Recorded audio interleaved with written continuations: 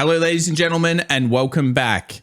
Well, as you know, on this channel, we're always on the lookout for the latest news and insights into the stock, commodities, and cryptos markets. But I'm here to share with you a real doozy. Wall Street has been up to some of its tricks again, and I'm going to now expose some of the juicy details of what they've been doing over the last couple of weeks.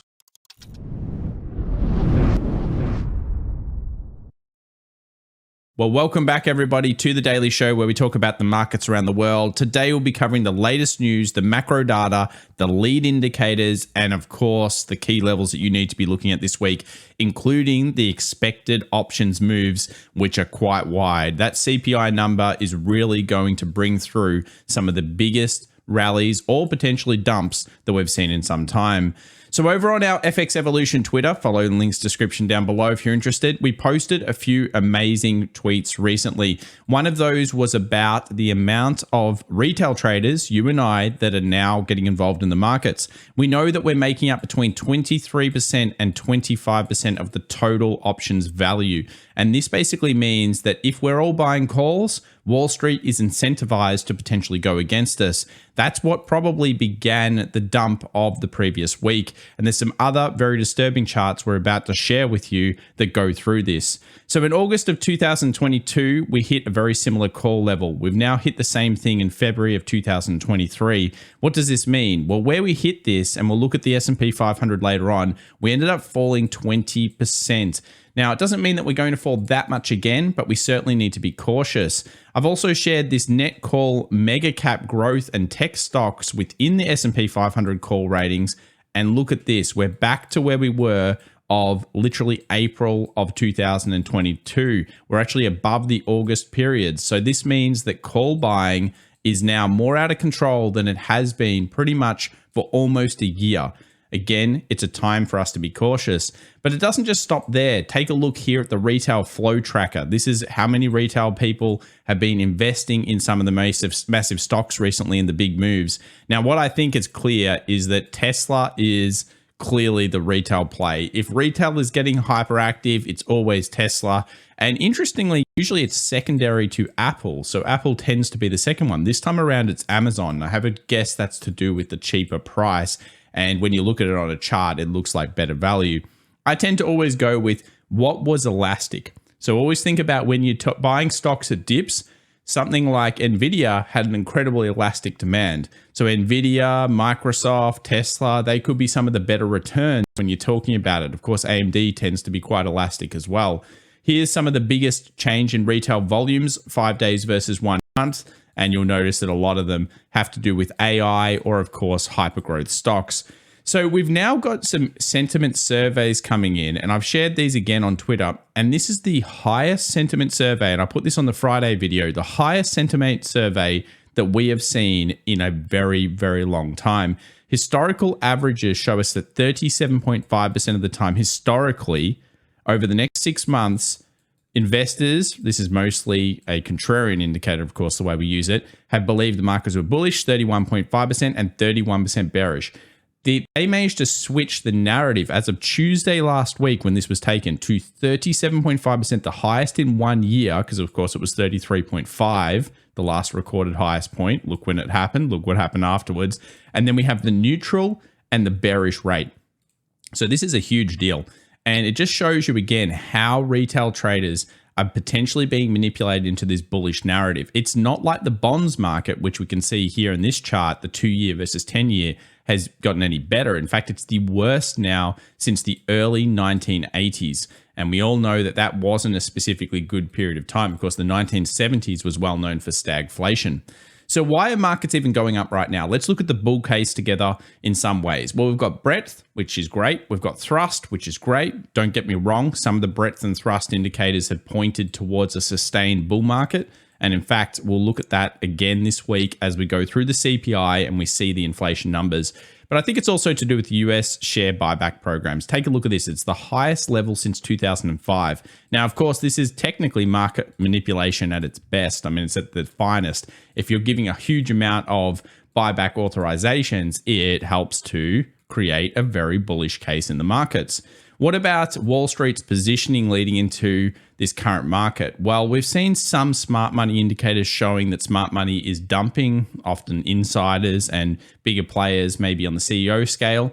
But generally, asset managers, not necessarily mutual funds, have been purchasing recently, but not at an extreme rate. We'll call it neutral. And we'd say probably where the market currently sits around that 4,000 into 4,100 is more of a neutral rating. Now, some of you may disagree with that, but I think it's probably neutral. And the reason why is if we look at the forward PEs of time, we know that it's about 16.82 or something around there. We're trading between 18 and kind of 19 at the moment. So we're basically fairly close to neutrality in this market, as close as you can get during a very extreme time. What about the actual money flow though? What happened over the last week? Well, traditionally we've seen this green line, which shows us leverage money, usually starting to short heavier. Now, they have shorted in recent weeks. This only goes up to Tuesday, unfortunately, in terms of the data, but we will update it next week as we get the inflation number, which will be Tuesday. So, of course, we'll know what they're really doing at that point. Hopefully, it's not too late. And we saw those highs kind of going with these declines. Now, we have seen recent weeks leverage money start to short a little bit more overall. And we've also seen asset managers hold firm on their neutral stance. They haven't been purchasing at a superior, faster rate, but they certainly haven't been selling at a huge rate either. So I think this is something that's important to look at, and we'll of course follow it up after CPI, because the inflation number coming this week is most likely one of the most important numbers that we have seen for many, many months. What about the Fed? Should we be fighting them? Well, we know, and I think this is sometimes overlooked, that the Fed balance sheet continues to be projected to basically go down. They're tapering at this stage. Now, you don't want to fight inflows, and I will start talking a little bit about liquidity in the system, because it's not just the balance sheet that we should be looking at, it's multiple different things. And we make sure to subscribe because we'll be covering that in quite a lot of detail. But basically, this is something we'll need to look at. If the Fed continues to do this, it really does bring the bearish kind of narrative in. Remember, last time they did this for a while, we've had kind of sideways market periods, and we have got a massively inverted yield. So I want to talk about forward futures. This chart, I'll update it on Twitter as quickly as we can after the inflation numbers. But basically, the bonds market's going to dictate, I believe, in its expectations, what the market will do this week. At the moment, we've been curving basically to higher interest rates for longer. So these are the dates that we've got here. This is December. This is basically the last read before everything became better on the forward. Now, remember that stock markets trade, or they tend to trade 12 to 18 months in the future. It's why you usually use forward EPS, forward PE. You don't use current data, you use forward data. You have to do that because the markets are trading in that future period. And we had a lot of rate cuts, we had lower rates, and then we had a lot of rate cuts, and we had kind of this stability here sitting at 3.75. Then things got better, and they got drastically better. In fact, the end terminal rate on the low end ended up getting to about 3%.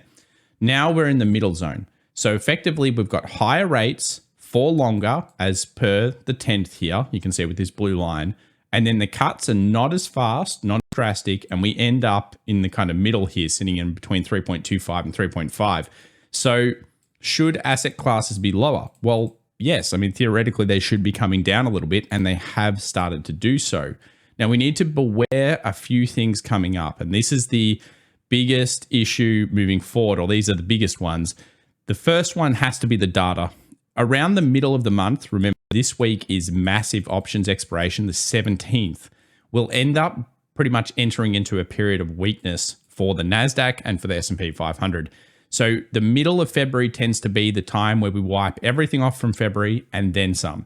Now that's taken from 1950. You can actually pull the stats even further back over 100 years and you'll get very similar results. So statistically, you would say weakness is coming.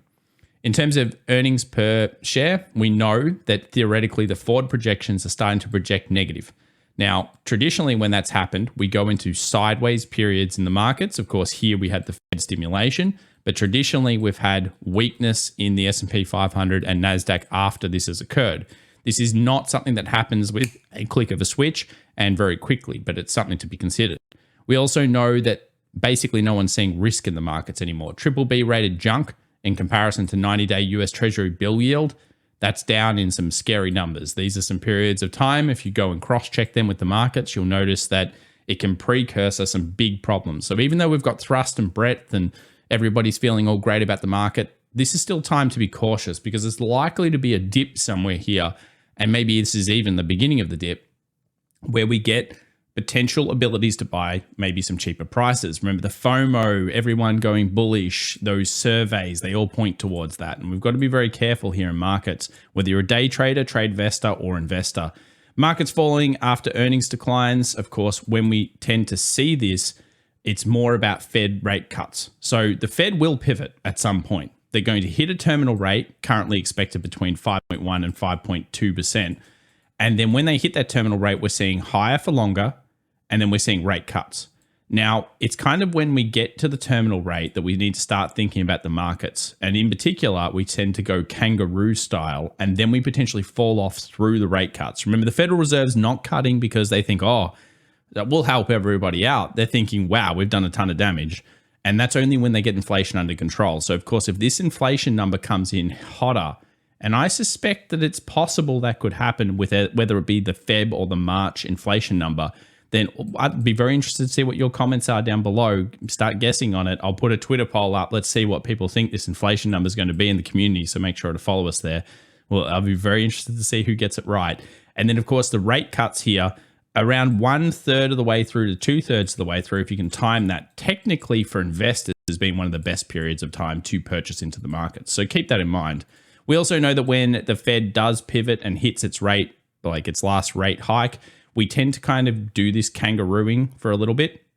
Then we hit that terminal. And if we are inverted, which we are heavily inverted on bonds, we tend to see weakness versus strength. So we need to remember, again, let's look outside the box and think about that. So what about money flow? Have we seen Wall Street going defensive into the inflation numbers? The answer is simply, it's the first time it's happened in 2023. We've seen some consistently okay moves into utilities, which were very strong on Fridays.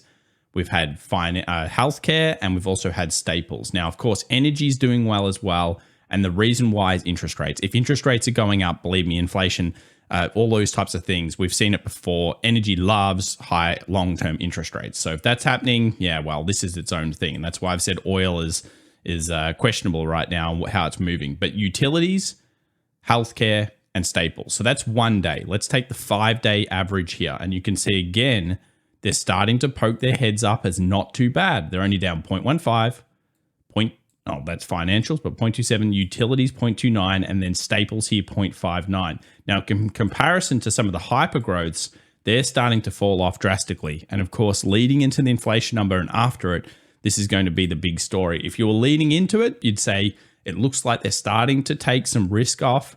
They're starting to go defensive, and they're possibly pushing that narrative of, buy the dip, but maybe if the inflation number's bad, which is really going to be the catalyst here, bad things could happen to these markets.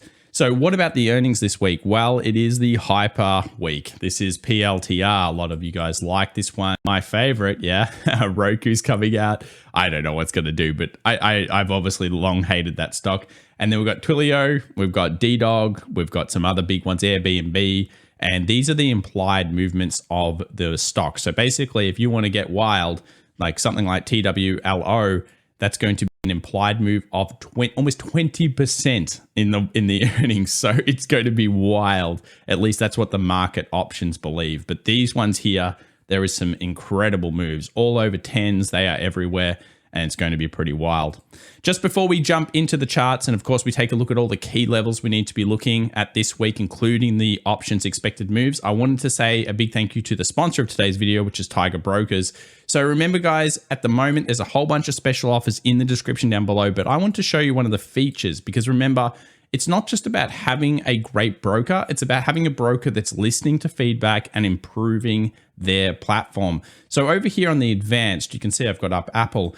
You will be actually able to now use a totally different type of order system. So traditionally you might have used limits or markets, but what about stops? What about being able to do conditionals as well? So if I wanted to, let's say, order 10 stocks here of Apple, and then I wanted to have a percentage above or below, I'll be able to actually click up here, press the percentage, and you can see you can actually scroll through whether you want to buy higher or buy lower, and set these levels up. So you can set these and basically put sell stops and sell buys and all of these types of things in here.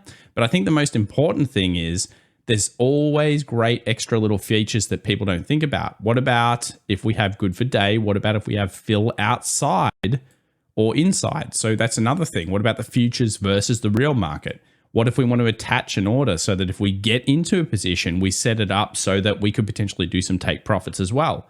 Well, you can do that inside the platform. And that would mean the main order triggers, you've got a profit target, and a lot of these don't offer it. So this is something that Tiger Brokers is adding to their platform. They've added it already. It allows you to set up a whole bunch of percentages. And as we always know, there's all these other great features. Level 1, level 2 data, you can get that in the platform. A bunch of advanced fundamental options as well. So if you wanted to go and look at the sheets and everything else that a company is doing right now, including its earnings results, you can do that by just literally clicking up here and looking at the financials and then really diving in on some of those. So I love to be able to do that. I love to be able to look at the filings, the shareholders, the short interest, the segments, it's all there. Most brokers don't offer it. Tiger Brokers does. Check them out in the description down below. So let's jump straight into these charts, and we'll start off with the VIX. And a lot of people, of course, have become disillusioned with this one. We might even have to move the VIX to a different type in the future because of these one-day options expiries. But basically, we saw some drop off here in the VIX, even though the market did drop. So we're still sitting above 20. Technically, that's in bear market kind of territory. Let's move over, though, to yields, because this is where things are really starting to heat up. We're getting and approaching this 4.5 to 4.6 2-year yield. This will be something you want to set alerts for. Set an alert for 4.88. Set an alert for here. These will matter. If markets are rallying and yields are rallying, be very, very careful of that rally. In fact, that may be a fade rally when you think about it. US 10-year as well, sitting at 3.7, so pretty big moves there. And always remember to have your terminal rate, which tends to be around that August or September. So we're approaching now almost all-time highs in terms of how we've seen this September rate. So that's sitting at almost 5.2. Now remember, ahead of things like inflation, this tends to be what's happening when that volume's moving through. So effectively what's going on is we're hitting an extreme ahead of the CPI print. Now that doesn't mean that you know it's going through and it's going to explode, but what it does mean is that there's a seriously big level either going to be rejected or, of course, broken through. If it breaks through, that will be a catalyst that will no doubt create a lot of uncertainty in these markets and things will start to freak out. Speaking of freaking out, are bonds starting to do so? Well, of course, TLT's coming back down into our favorite area, which is around that 102. Look, TLT hates yield increases. Of course, that's completely proportional. It doesn't like it. Now, if you believe that we're getting closer to the terminal rate and everything will be okay and we'll end up cutting in the future, TLT is an interesting example of an opportunity in 2023. I've talked about it a lot on this channel, and it's probably one of my favorites. Technically, if we're going into an epic crash, if the Fed does start cutting, theoretically, TLT should hold better than others. And a lot of bonds traders and other people have talked about this. It's probably one of the first times in a very long time that bonds are traditionally a little bit cheaper and a little bit more exciting than they've been in almost a decade. So that's the prices we see here. Now, what about junk bonds, high yield corps? High yield corps dropped off drastically last week, and they actually put in a pretty interesting weekly close. And we see that we now have rejections and we have sell-off. Now, if we do a comparison with the SPX here and we load both on the chart, you can see that this is interesting because we've basically got the bonds starting to float off down, and that's traditionally happened with a lot of these dips. And high yield in particular was a great reader for 2022. I think, again, CPI is going to be the catalyst here, but on the paper, on the surface of it, you would say this is weakness. And of course, if that CPI number comes in poorly, the market's kind of starting to prep towards maybe some weakness there. You look over at the dollar index. I mean, this is prepping strength, which makes sense. I mean, it's great fear hedge. People go into it again when you have rising interest rates because it becomes more desired. Of course it does. It's the US dollar. It's the major. You don't go against that when yields are starting to increase. Here are the wicks that we got through the last week on the dailies. So again, if you're looking at this on surface, you would basically say, wow, that looks super strong. And it looks like it wants to go to that 105 to 105.50, those previous high supplies. And it's looking damn good. I still expect it to just kind of hover around ahead of the inflation number through this area, but it does look a lot better on the charts. And even the weekly there, you can see it's kind of closed on that 61.8 golden pocket reversal. So yeah, it's a critical zone for it. No surprises, it's going to be there ahead of the inflation numbers.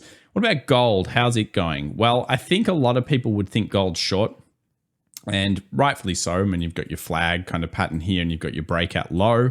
Distance, you'd take that A, which is from the top up here, and then you get B, which pushes you down into here.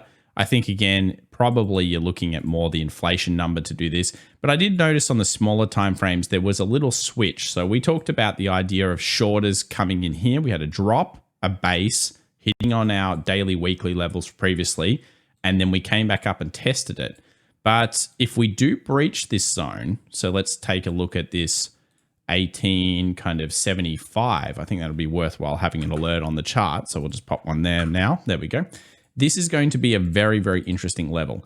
And if we end up breaking through that, you could be starting to say, okay, yes, everyone's been trapped into a short, and all of a sudden gold's going to go long for a little period of time. Again, inflation numbers most likely going to be the catalyst here. And you'll notice it's at an extreme, technically breaking down, showing that yields, or at least the market's prepping for yields to go up, but it's trapped us like this before. Let's move over to copper. I'm still very negative on copper overall. Copper is considered basically the lifeblood of an economy. Effectively, if we've got a lot of government spend and we've got a lot of great economic activity, copper goes up. Copper showed weakness at this level, and we remain bearish on it, but I expect it to be somewhere around here coming to inflation due to our trend line and a critical zone.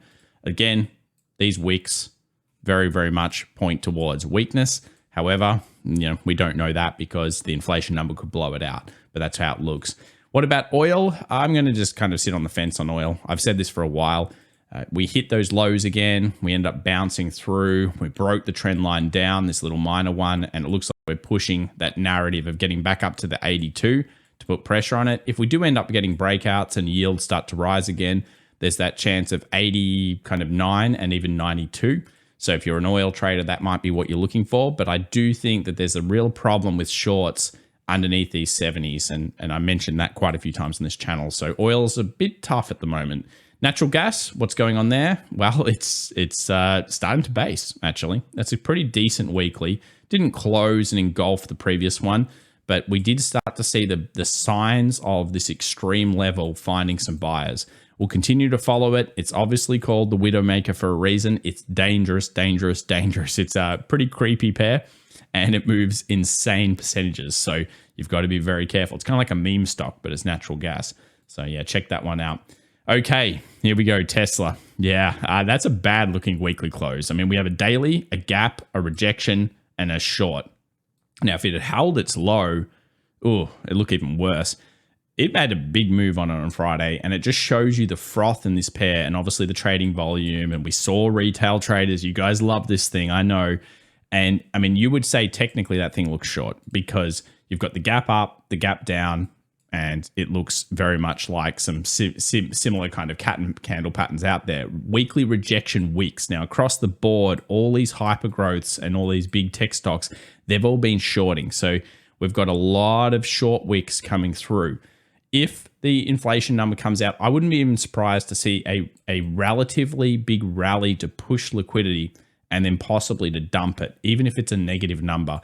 So I think that's the thing we've got to be careful of this week. But on paper, on the surface of what we've seen so far on Tesla, extreme level 1, although it was broken for a day, still seems to be holding as a narrative. Let's have a look at the options, and do remember the expected weekly options lows and highs are very wide. Have a look where the high is, right on the high of the actual technical level, and the lows back in the defensive kind of support level. So I think with the inflation numbers, we're going to push one of these narratives and then possibly find some buyers or sellers on either side. Let's check out options to see if they agree with us.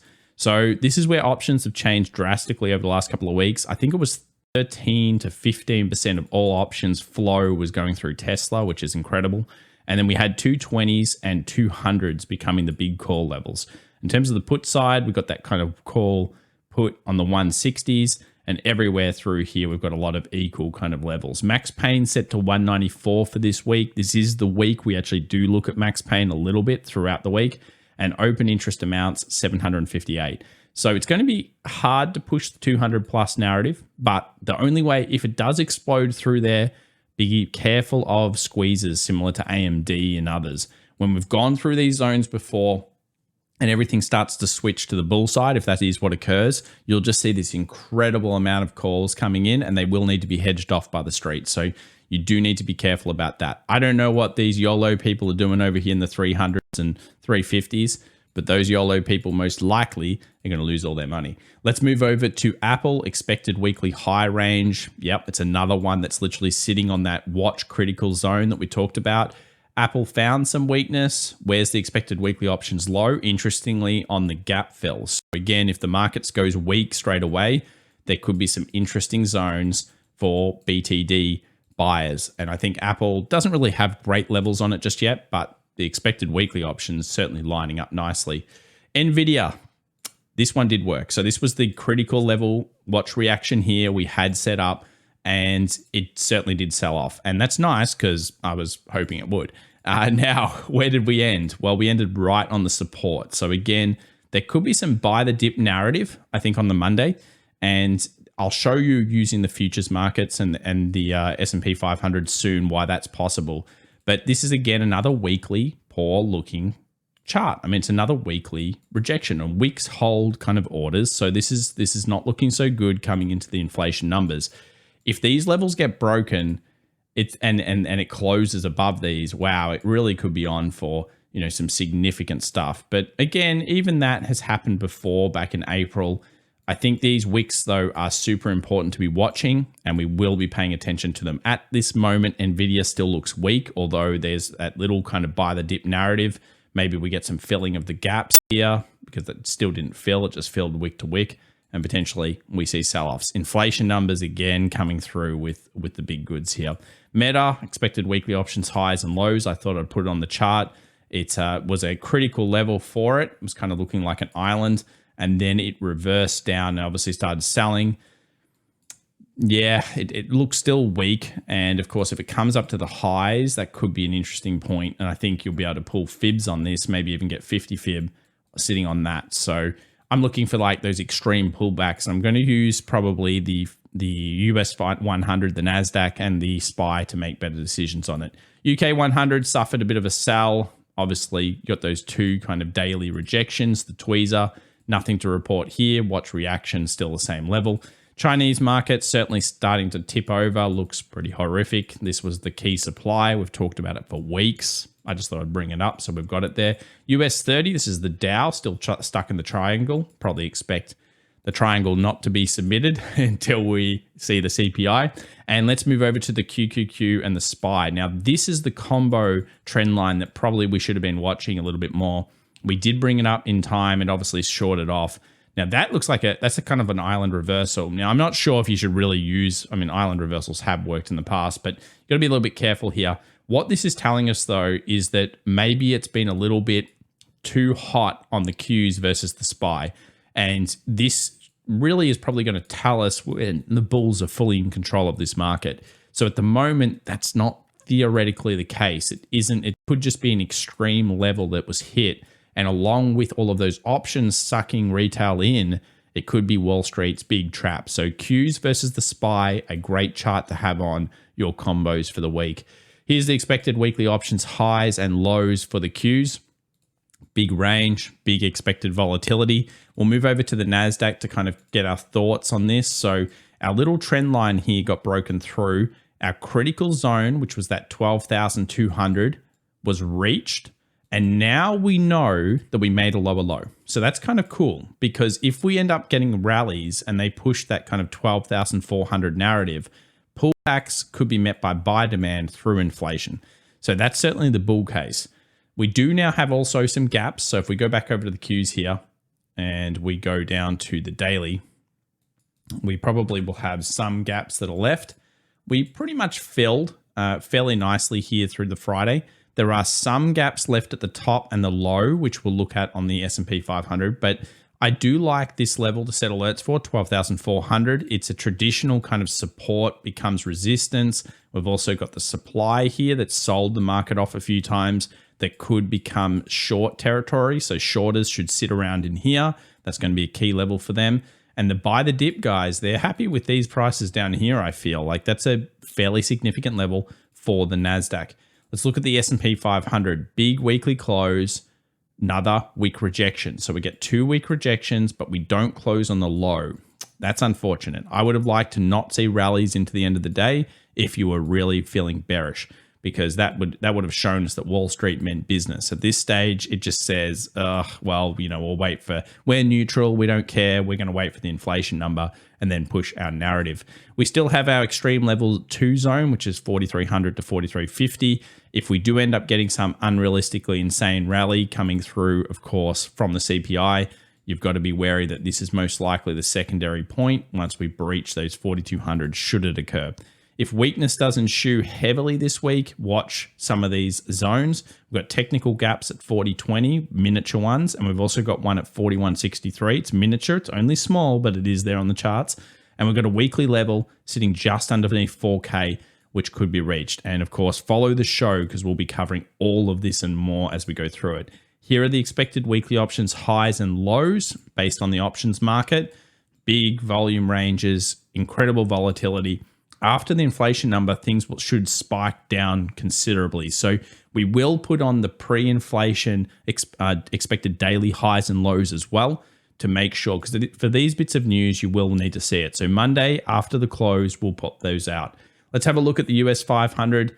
Fairly strong buying off that 40.50, 40.60s level we talked about.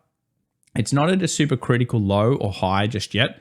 But we do know that somewhere in this box should be theoretically where some sellers sit. And it's kind of similar to the NASDAQ. And we saw that lower low. And I don't know if we've quite got a higher high here. We do, but there's some kind of issues in here on the small time frames. So the market's kind of prepping that buy the dip narrative. There's real chances that we could still move into the middle of all of this coil range through Monday. I'm not sure if I'm really that bearish on the Monday trade. Traditionally, you would see if they're going to suck people in, they would go rally. And then if the number they already knew was bad, then they'd dump it after that. That would suck further people into purchasing and, of course, being left with the bags. So the Monday position at this stage, we've got that lower low, and somewhere around here you would hope is defended. From a weakness standpoint, if you're a bear and you've got options in these levels, of course, you may want to take some profits. I mean, that's just a thing that people do. And I'm not here to tell you what to do, but I always say that the big players scale. So maybe sometimes we should think like the big players. Scaling is one of those key concepts, especially into risk. And as we know, a huge day for options, which will definitely decrease a lot of options value depending on how you've set it up after. So event risk is a real thing here for both decay and, of course, everything else.